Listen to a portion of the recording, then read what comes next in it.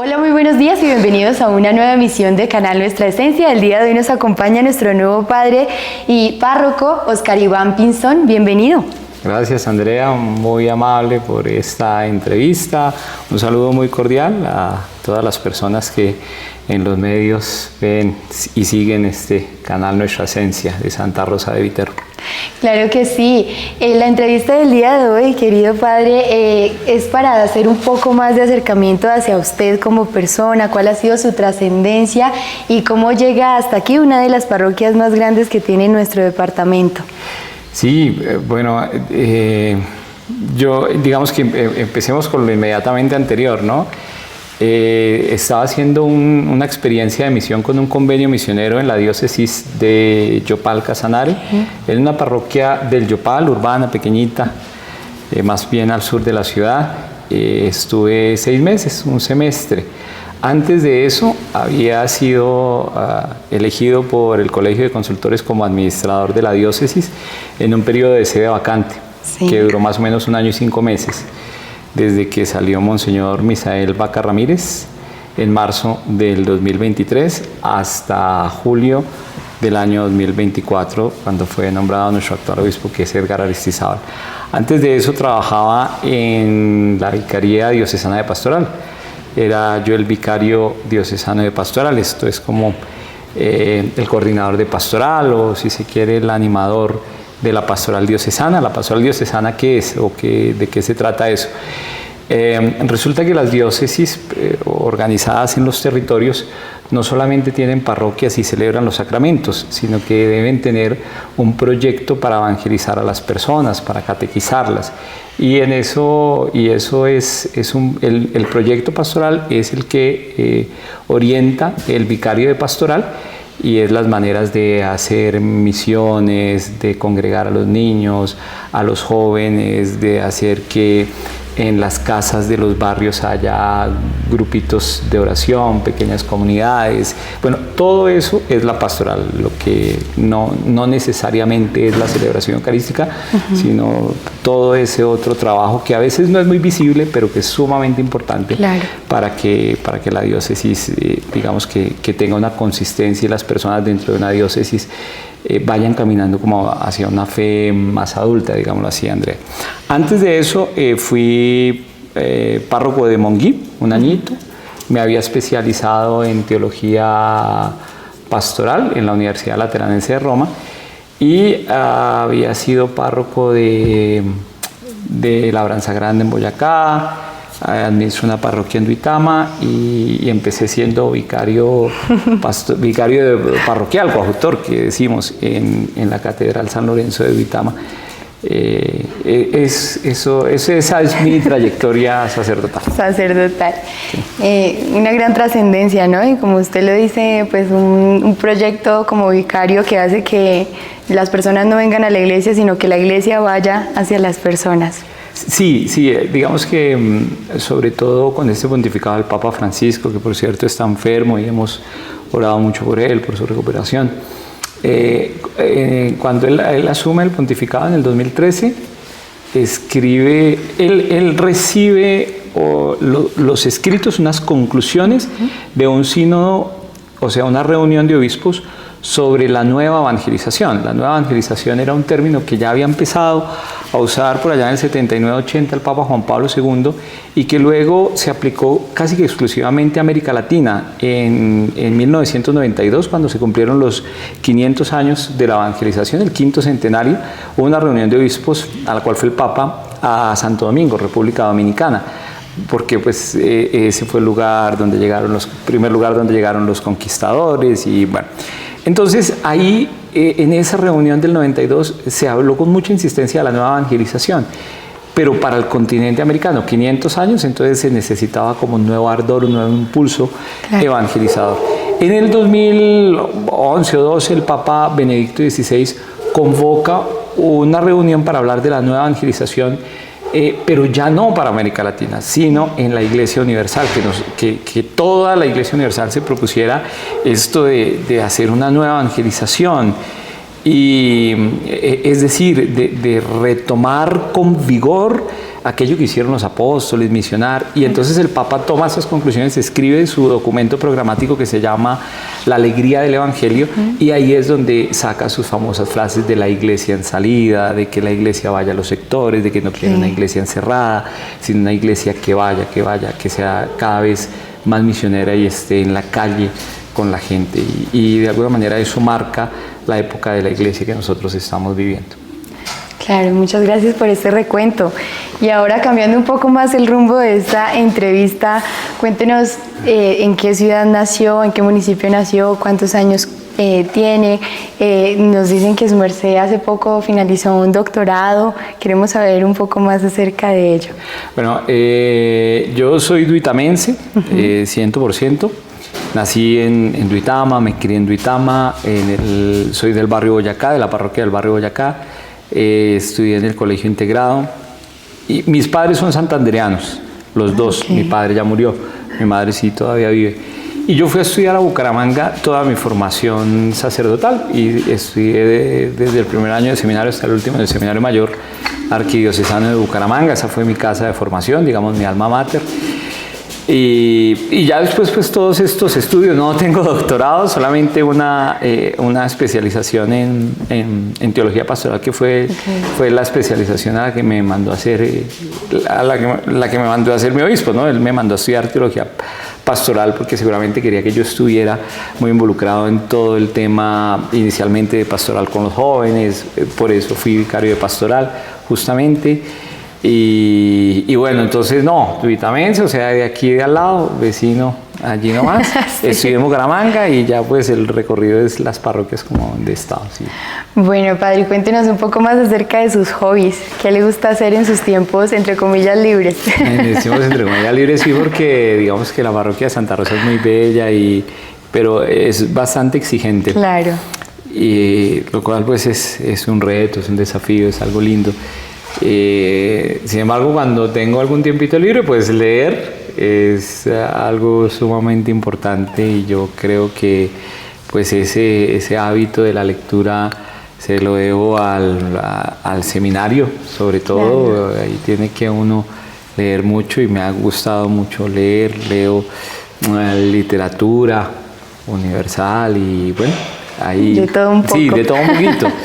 Entonces leo, y también pues soy deportista. Yo practico ciclismo, era atleta, digamos que en toda esa etapa, como saliendo del seminario y empezando mi ministerio, y entonces corría medias maratones y todo ese tema. Entonces casi siempre voy a Bogotá a correr media maratón. Yo llevo como unos 12 años corriendo media maratón de Bogotá, y es algo que me gusta, es como un plan anual ir a correr la media maratón de Bogotá.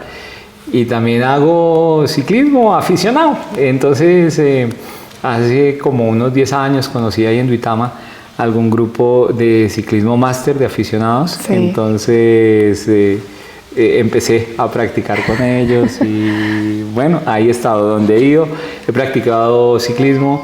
En Roma tuve la oportunidad también de meterme a un club, sea de atletismo que de ciclismo, y he estado como en ese ambiente, porque me parece a mí que digamos que que es un ambiente netamente humano, ¿no? O sea, el deporte es una cuestión cultural, digamos, que ha surgido con el tiempo. No siempre el ser humano ha sido deportista, para entendernos, ¿no? O sea, el ser humano era nómada. Entonces, cuando era nómada, no tenía necesidad de hacer deporte, porque se la pasaba todos los días corriendo de un lado para el otro, y entonces eso hacía que su cuerpo pues respondiera. Cuando el ser humano se vuelve sedentario, o tiene que arar el campo o tiene que hacer algo, o si no, pues la calidad de vida no va a ser igual. Claro. Entonces, nosotros que somos sedentarios y no cogemos un asadón y no trabajamos en el campo, tenemos que hacer algo de actividad deportiva para más o menos, sin exagerar, ¿no? Por supuesto, no somos profesionales, pero sí es importante por salud. Y entonces, en ese ámbito que surgió con el tiempo, que es cultural, que le gusta a la gente, a mí me ha parecido interesante pues meterme. He hecho muchos amigos. Además, la gente que está ahí no siempre es gente de iglesia. Hay gente que es muy de iglesia y hay otra que quizás lo ve a no uno tanto. con curiosidad y de repente pues, se puede acercar. A la Claro, iglesia. sí. Entonces, bueno, así de Es lindo. otra manera de pronto de atraer a la fe, ¿no? Se podría decir. Sí, es otra manera de evangelizar. Nosotros descubrimos en Duitama, a propósito de, caramba, de los 30 años sería de... No, de los 25 años, cuando se cumplieron 25 años de los mundiales de ciclismo que fueron en el 95. Entonces ahí como haciendo un poquito de historia descubrimos que los italianos habían traído como obsequio, ustedes saben que las delegaciones a veces llevan algún obsequio donde los van a recibir, lo que sea. Entonces habían traído un obsequio de una imagen de la Virgen, se llama Nuestra Señora del Guisalo. El Guisalo es un puertico de montaña en el norte de Italia, yo recuerdo, por allá cerca del lago de Como.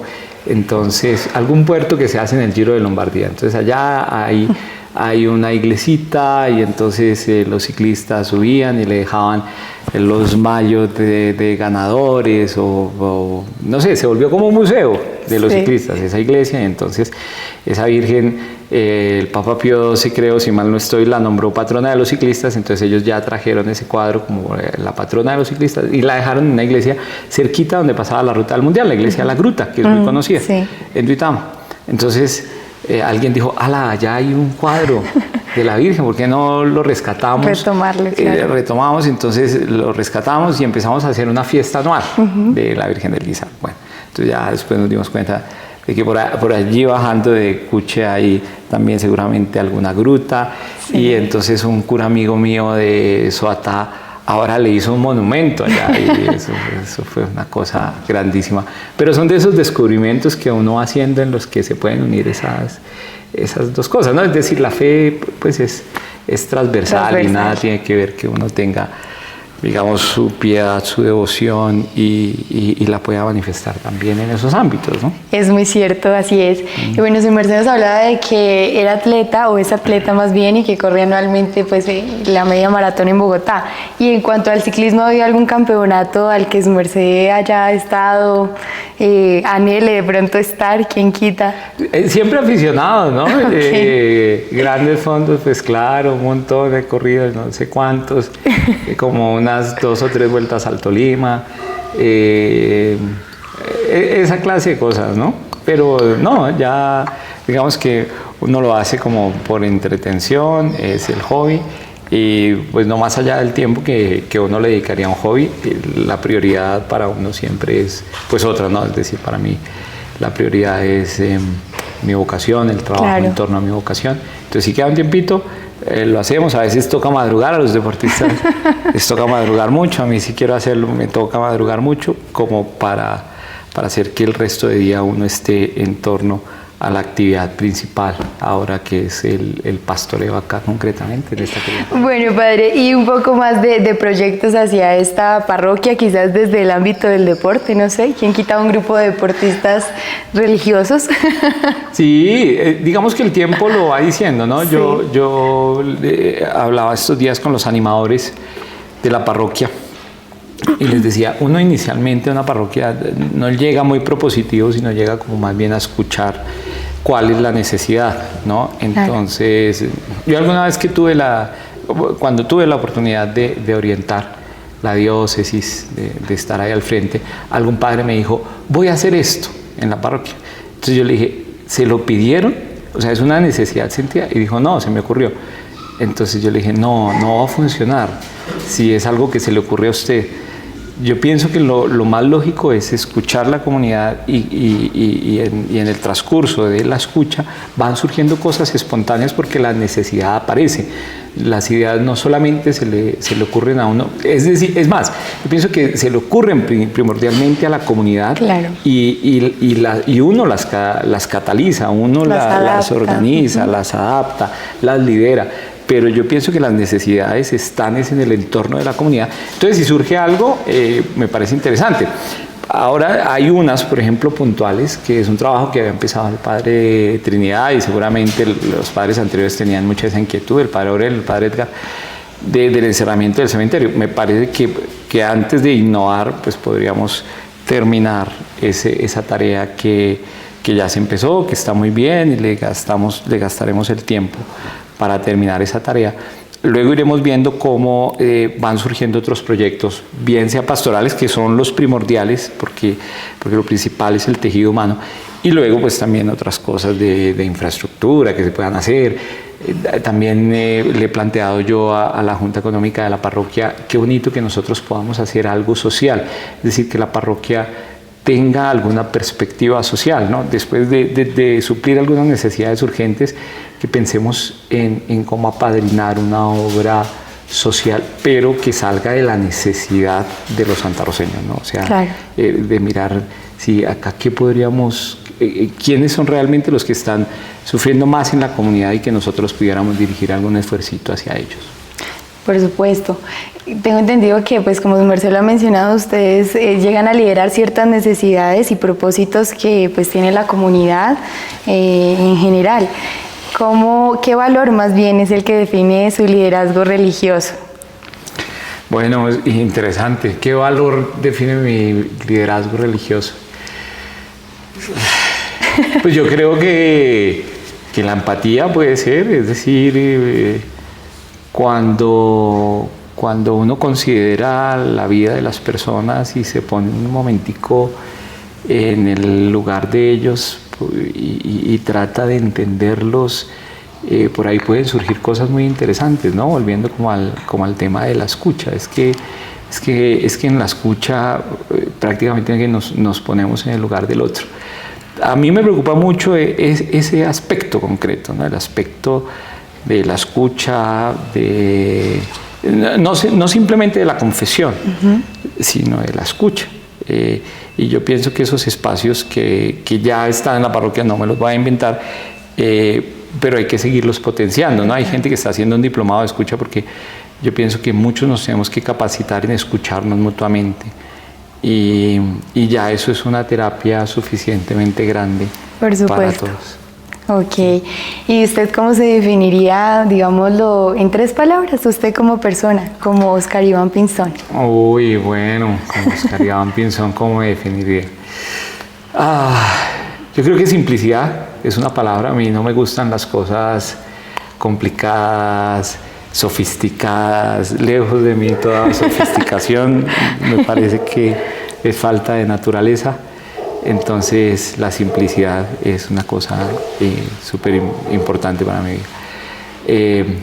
La piedad, digamos, incluyendo ahí como todo lo de la fe, la espiritualidad, pero la palabra piedad me gusta mucho personalmente, porque como que recoge ya sea el fervor como también una relación adulta con Dios que requiere frecuencia en la oración. Entonces, simplicidad, piedad, y yo pienso que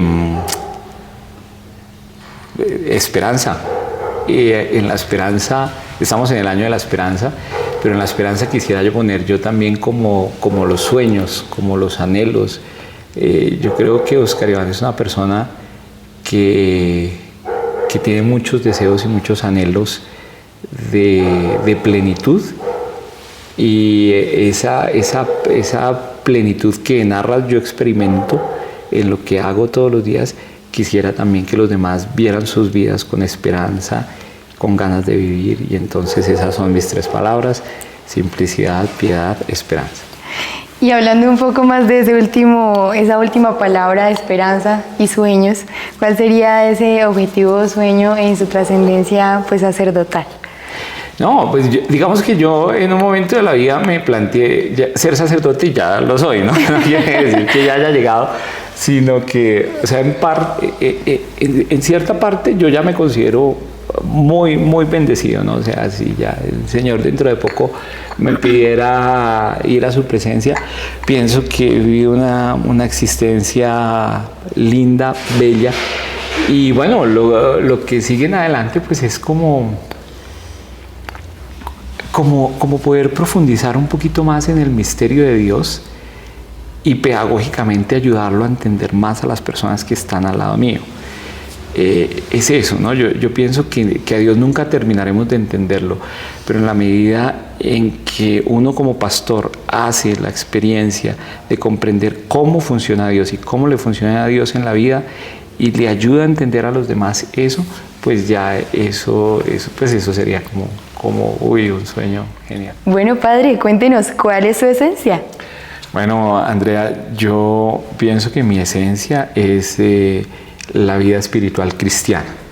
Es decir, eso me distingue a mí como sacerdote, como ser humano, ese seguimiento de Cristo. Pienso yo que sin ese amor por Jesucristo y el Evangelio no tendría yo la esencia de Oscar Iván. No sería usted. No sería, seguramente. Ok. Y por último, padre Oscar Iván, un mensaje para los santarroceños y todos los televidentes de Canal Nuestra Esencia. Bueno, Andrea, pues en primer lugar agradecerles su acogida. Llevo un poquito más de 15 días aquí en la parroquia. A principio de mes todavía estaba en el Yopal y ya vamos finalizando mes y estoy en Santa Rosa. Y las manifestaciones de cariño, de acogida han sido impresionantes, me han hecho sentir muy bien. También pues que sepan que yo con toda sencillez estoy aquí para servirles, no soy una persona complicada, lo reitero. Sencillamente tengo los límites de cualquier ser humano, que tengo solo 24 horas y no tengo más. Pero por lo demás, mi mensaje es de unidad, de amor por el municipio, de amor por la parroquia. Y bueno, qué lindo que pudiéramos, como lo afirmamos en la Eucaristía de posesión, que con las instituciones pudiésemos trabajar mancomunadamente, ¿no? Con los colegios, con las instituciones. Yo entiendo que estamos en un país laico. A muchas personas tal vez les choca la omnipresencia del ámbito religioso en otras esferas, ¿no? Por ejemplo, una Eucaristía en los colegios, o por ejemplo. Pero yo los invito a que no miremos con desconfianza el mundo religioso, sino a que miremos que es un agente más de construcción social y que tiene muchísimo que aportar sin la intención de que todos sean católicos. Claro, la mayoría es una mayoría practicante en un país que es laico y de libertades, pero sí a mí me parece que en la medida en que viéramos en la religiosidad no un enemigo para combatir, sino unas personas que pueden aportar al crecimiento de la sociedad y hacer esas relaciones interinstitucionales, pues me parece que crecemos todos. Cuando en cambio empezamos a mirar con desconfianza a la iglesia y a todo lo que proviene de la iglesia, pues entonces desconfiamos entre todos y esa no es la idea. La idea es generar un ambiente de confianza que nos haga trabajar. No queremos, ni más faltaba tampoco un protagonismo. Yo pienso que como agente de iglesia eclesial, no considero yo, aunque la fachada de la iglesia sea muy grande y sea lo más relevante en un municipio, pienso que en estos tiempos que vivimos la iglesia se entiende como una servidora de la unidad y de la comunión, no como la protagonista, pues porque por eso nosotros en este país elegimos unas autoridades a las que les damos un voto de confianza para guiar las sendas del municipio y no se las damos al cura ni a la institución religiosa, porque esto no es una teocracia. Pero no quiere decir eso que no tengamos mucho que aportar en conciencia crítica, en una lectura de la realidad y en una sensibilización social. Por eso es muy importante que trabajemos unidos. Eso es como mi mensaje. Bueno, muchísimas gracias a usted por su tiempo, por contarnos un poco más acerca pues, de usted, para que la comunidad tenga un poco más de acercamiento hacia usted. Como usted lo ha mencionado, también es un ser humano y qué bonito de verdad haberlo conocido. Bueno. Esta fue una emisión más de Canal Nuestra Esencia, Marcando Identidad. Presentó Andrea Daza.